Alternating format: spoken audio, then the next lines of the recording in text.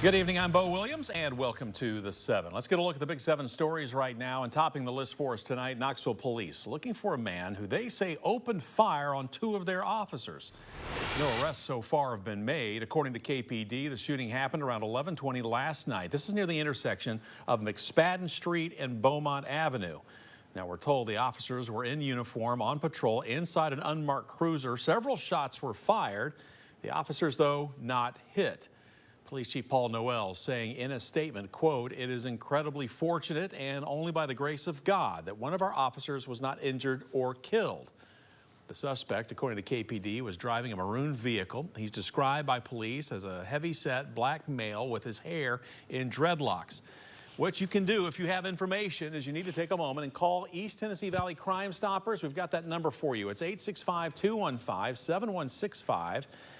Or KPD, you can also call Star Tips. Keep that in mind. KPD also putting out a reminder that tipsters could get a cash reward. Next on our Big 7 at 7 list for you tonight, Young Williams Animal Shelter. So full, they are calling it now a crisis. And Young Williams says they're not the only shelter in this situation as more and more animals come in. Animal shelters are still feeling the effects of the pandemic, with people now going from working from home to back to the office and not able to take care of their pets. Spay and neuter rates have also declined across the country, causing more puppy and kitten litters. That's why, starting this weekend, all adult pets at Young Williams are free for adoption until Monday. That $40 right now might be the difference of somebody paying their rent, food, utilities, but that companionship can also create a lot of purpose, health, and well-being for an individual. Every adopted animal receives a veterinary exam, spay or neuter surgery, standard vaccinations, a microchip with registration. All adopters will still be screened and vetted before approved to take home a pet. And there are hundreds of animals currently at the center waiting for their forever home.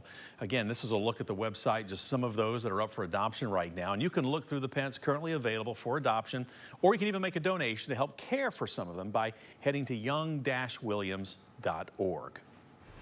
Well, our next Big 7 story for you right now, another turn in the future of an East Knoxville house with a lot of history. State has decided not to lease the Magnolia Avenue property where the Sterchi mansion now sits. The house, built nearly 100 years ago, was home to an influential Knoxville family. It was renovated at one point but sat vacant before catching fire last year. Earlier this summer, preservationists took notice when a demolition permit was filed. Plans called for the state to lease the property for a new parole office. Well, today the Department of General Services tells us that because of the fire damage, it was impossible to fully restore the house for that purpose.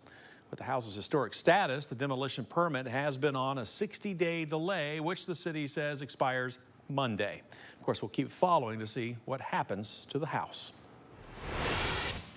We do have a sad end to a missing persons case in our next Big 7 story we need to bring you tonight. You know, we've been showing you his picture. This is John Robert Hancock, the man at the center of a silver alert. Well, unfortunately, we learned today that he has been found dead. Now, we first told you Monday about Hancock going missing. Then yesterday, the TBI put out a silver alert for him. Hancock was last seen Sunday in a remote part of Cosby and was thought to have been traveling on a four-wheeler. But again, TBI now says John Robert Hancock was found dead earlier today. We don't know the circumstances, but of course we will keep you posted. Our next Big 7 story, hearing from a lawyer involved in a big lawsuit. It's the individual part of the lawsuits from the 2016 Sevier County wildfires. You know, yesterday we told you the individual plaintiffs could continue the suit against the federal government thanks to a ruling by a 3-judge panel from the 6th Circuit Court of Appeals.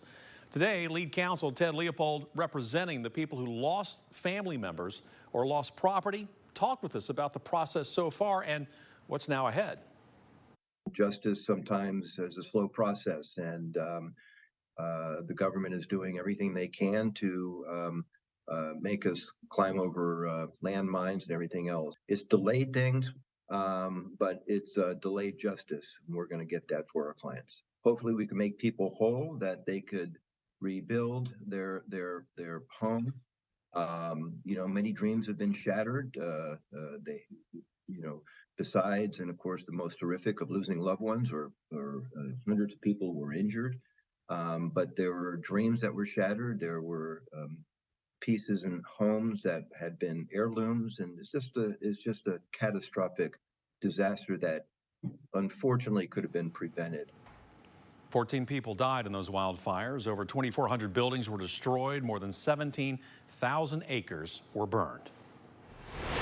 A lingering traffic alert in our next Big 7 story for you tonight. It's connected with the crack in the road that we've shown you along Highway 25E. This is up in Cott County. That's near Lehigh Road. TDOT says more repair work will be needed, and it's going to keep causing issues for drivers, with the road now expected to be closed Monday through Thursday of next week. So keep that in mind.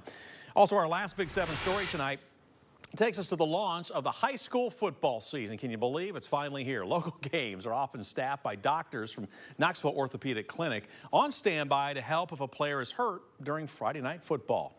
Well, our particular concern, protecting teens from head injuries, it's a topic of note really all around the world, and especially across the world of football. You know, we've seen changes from the pros all the way down to youth leagues with evidence of long-term damage to players' brains, well, now well known. I think the numbers of concussion you're going to see probably stay pretty steady. So the most important thing for athletes to look out are symptoms that we've been taught to look out for concussions. Some of those symptoms, we've got them for you here, include headache, dizziness, blurry vision, not remembering the most recent play after taking a hit. Dr. Loon, who you just heard from, says that dehydration can even add to the risk for concussions.